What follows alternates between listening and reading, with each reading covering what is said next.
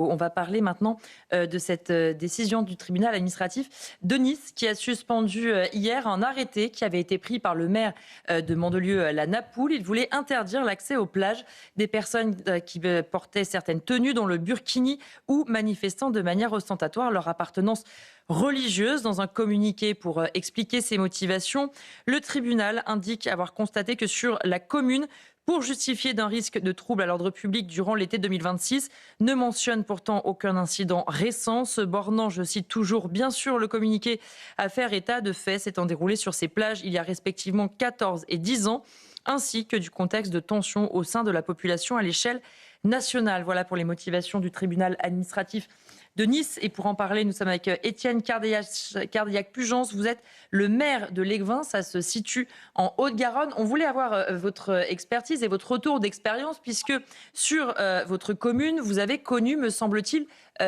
quasiment la même chose. Expliquez-nous.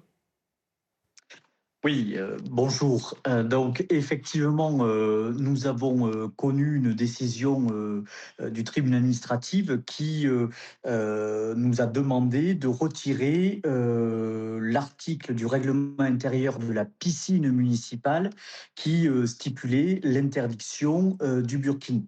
Alors ce sont 2 sujets, différents, puisque, sur la commune dont vous parlez, il s'agit d'un arrêté municipal de mon collègue qui interdit le port de ce vêtement sur la plage pour des raisons qu'il a évoquées et pour lesquelles il a été débouté par le tribunal administratif de Nice.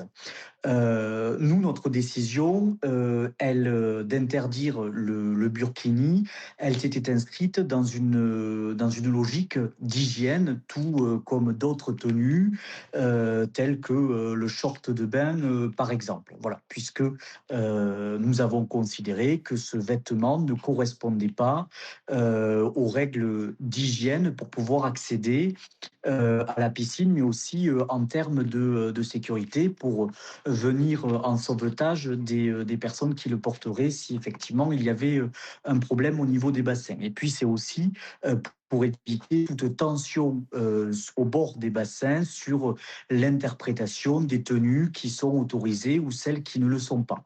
Mais je crois que nous avons là 2 sujets différents. Sur les plages, je pense que c'est une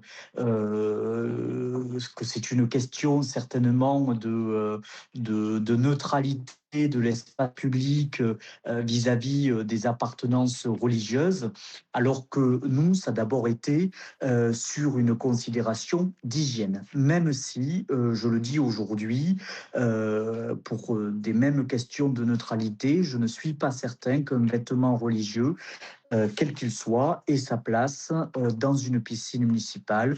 La plage, c'est certainement une plage publique, un autre sujet. Mais c'est vrai que sur les piscines, en général, on avait tendance à considérer jusque-là que c'était, entre guillemets, plus simple d'interdire le burkini dans une piscine, puisque vous rappeliez cet argument de l'hygiène. Dans les piscines municipales, par exemple, on va demander aux hommes de ne pas avoir des caleçons, mais des slips de bain.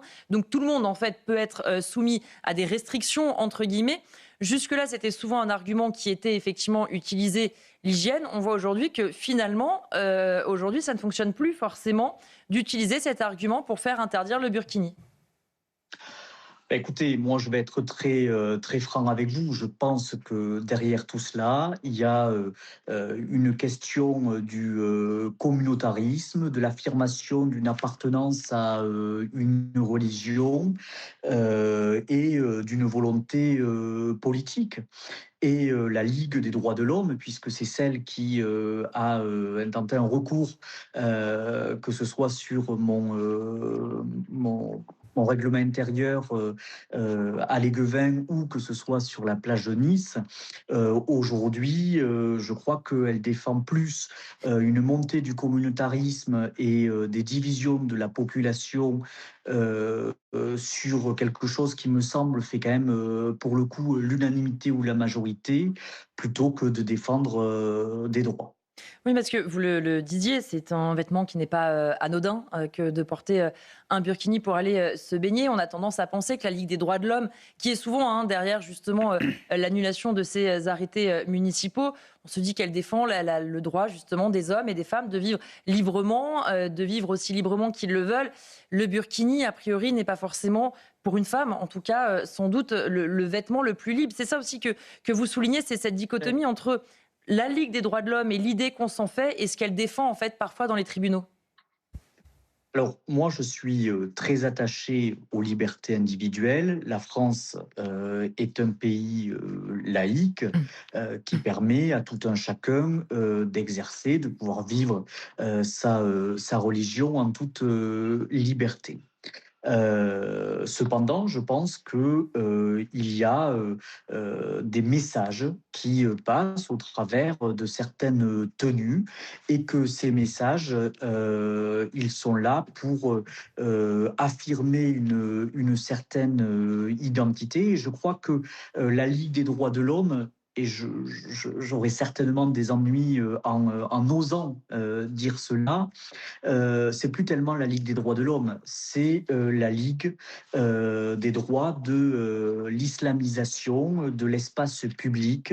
Et donc, on est là sur le fait de favoriser un certain communautarisme sur lesquels des partis politiques, et particulièrement l'extrême gauche LFiste, s'amuse et c'est son fonds de commerce. Merci d'avoir été avec nous, monsieur le maire. Évidemment, les mots que vous avez utilisés pour parler de la Ligue des droits de l'homme sont bien les vôtres et n'engagent que vous quand vous dites qu'ils défendent aujourd'hui les droits, Et notamment. je les ai mis entre guillemets, bien sûr, mais Évidemment. puisqu'ils sont attachés à la liberté, j'ai aussi ma liberté de pouvoir m'exprimer. J'espère qu'ils le reconnaîtront ainsi, Et vous en avez tant qu'homme. totalement raison, mais effectivement, là, je rappelle que ce sont bien vos propos à vous. C'est vrai que ce qui peut poser question, Bernard Cohen-Haddad, c'est que c'est toujours la Ligue des droits de l'homme, hein, c'est-à-dire que c'était le cas pour l'Egvin dont on vient d'entendre le maire, c'est le cas pour Mandelieu, la Napoule. À chaque fois, cette Ligue des droits de l'homme qui, en fait, défend le fait que des femmes, parfois qui sont très jeunes, puissent avoir le droit d'aller se baigner en burkini. Ça ne semble pas totalement logique comme réflexion en réalité. C'est le choix de cette association qui a évolué depuis sa création. C'est à ceux qui la soutiennent aujourd'hui de faire preuve de lucidité. Est-ce que c'est celle qui est du début du siècle où elle a changé? Moi, je pense qu'elle a changé. Après, chacun a son engagement. Moi, ce que je trouve extrêmement grave, c'est que ça a été dit très modérément par ce maire, c'est que le burkini, c'est pas uniquement un vêtement bain. C'est avant tout l'affirmation d'un militantisme religieux, communautaire et identitaire. Et c'est là aujourd'hui où il y a bien une difficulté. Ce n'est pas anodin de se baigner ni dans une piscine, ni dans un centre de loisirs, ni même dans l'espace public, c'est-à-dire dans la mer.